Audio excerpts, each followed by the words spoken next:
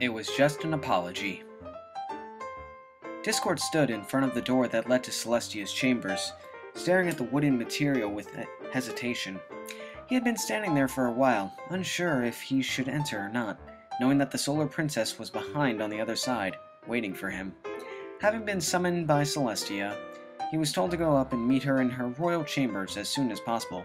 There was no reason as to why she wanted to meet him, but from the sound of it, it seemed very important. This confused him and made him wonder why she wanted to see him. Although he was the god of chaos and loved surprises as much as the next pony, being summoned inside the private chambers of the Solar Princess didn't seem to tickle his fancy.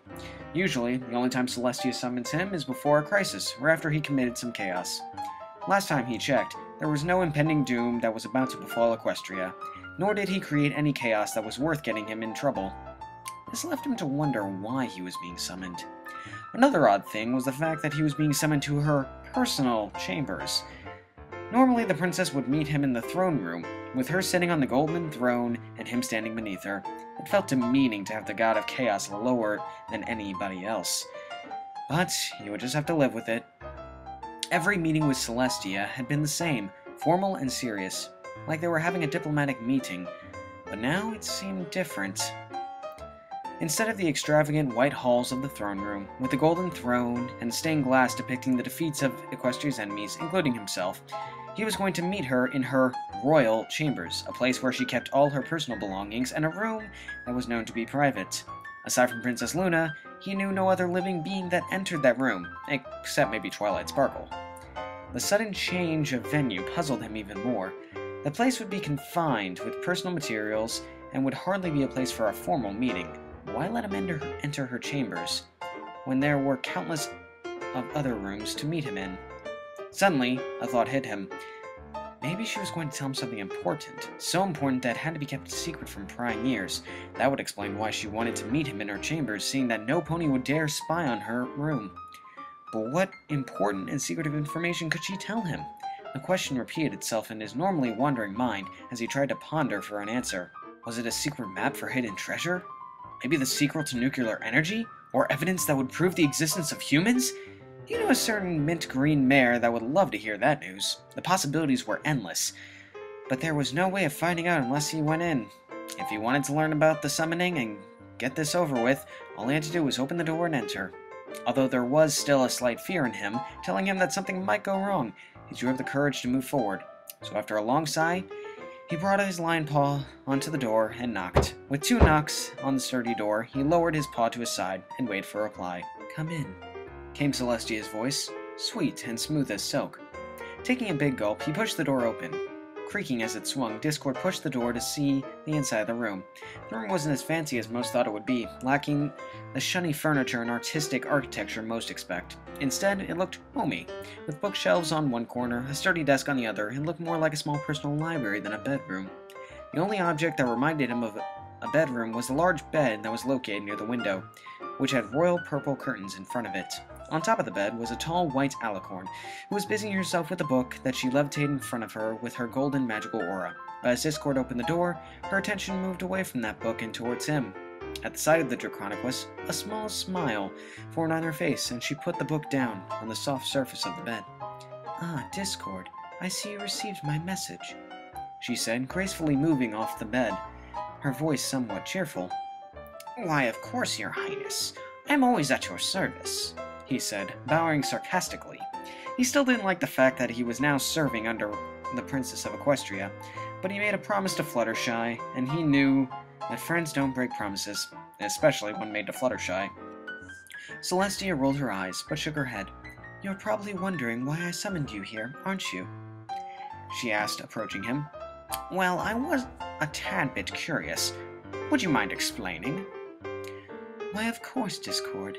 You see," she said, hesitating for a moment before continuing, "ever since that day when we celebrated the defeat at Twilight's castle, I had been having deep thoughts about you." "Deep thoughts?" Discord asked, raising his eyebrow. "Yes, because you see, I never took you to be the romantic type, and it actually surprised me when you gave me those flowers. By the way, they were quite lovely. I'm having the maids pick out a wonderful vase so that I can place them next to my throne." Wait. Discord said, waving his paw and claw. Romantic? Flowers? What in your name are you talking about? Why, the flowers you gave me during the celebration, of course, Celestia exclaimed as she rolled her eyes. Honestly, Discord, I know you act clueless sometimes, but I think you're being more clueless than usual. Stroking his white beard, Discord tried to think back on what Celestia was referring to. With so many things happening in the past couple of days, from cleaning up the mess he made to trying to mend his friendship with Fluttershy, it was hard to keep track of everything. Good thing it had some kind of reference, as Celestia said that it happened during the celebration of Tyric's defeat. Taking a sip from the cup of tea he just spawned, he tried to ponder on the events of that day. Let's see, he thought. Twilight and our friends just finished singing their little song, and we were all in the castle. Fluttershy told me to apologize to the princesses, so I gave her flowers and... Oh. Spitting out the tea in his mouth, he stared at Celestia as he finally realized what she was referring to. Well, it's good to see that you finally realize what I'm talking about, she said before turning her gaze to the puddle of tea that he just spit out. Great. I'll have to ask some point to clean that up. Well, at least you'll be able to repay that mess you made when you take me on our first date. First date? He asked, dreading the reply. Why, of course. Wasn't that the point of the flowers? She said. I know you wanted to do it that day, but I guess your new job of fixing all the destruction you and Tyric did was #1 priority.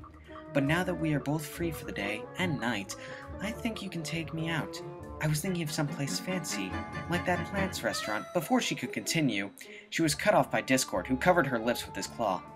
Okay now, Celestia, just slow down, he said as she stared at him. I wasn't asking you on a date.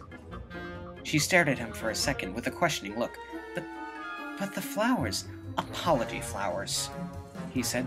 Fluttershy told me that I should apologize to you, and what says sorry better than a bunch of flowers? But, she stammered, refusing to believe what she was hearing.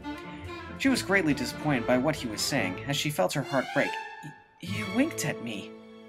That was an I'm sorry, please forgive me wink. You have to keep up to date, Celestia. During this day and age, winks have many different meanings. Celestia looked down, as she remained silent.